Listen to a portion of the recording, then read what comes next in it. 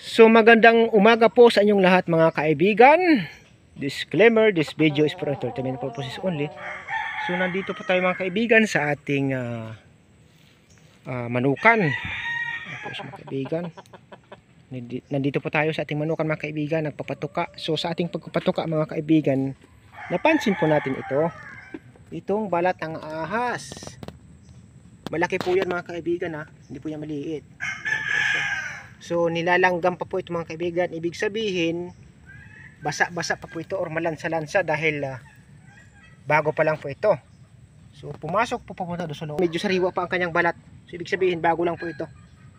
Bagong lanos ang tawag sa amin or bagong halbos mga kaibigan ang kanyang balat. So nandito po ang may-ari niyan sigurado sa loob ng rip-rap na yan. Ayan po siya, may butas pa papunta doon.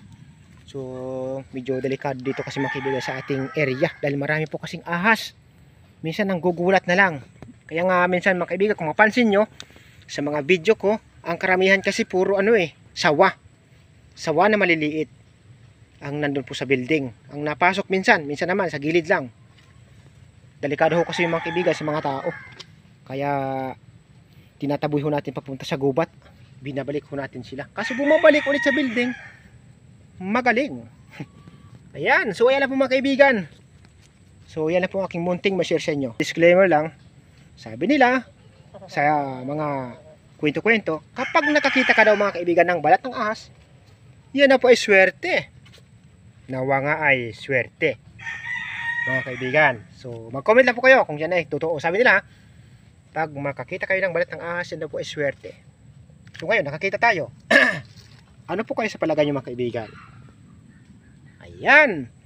So hanggang dito na lang po magtatapos ang aking munting video mga kaibigan. Maraming salamat po. Ang balat ng ahas or pinagbalatan ng ahas na nandito nakapasok na parang belt sa butas ng rip-rap. Thank you so much. God bless us all. Bye-bye you. Chwing!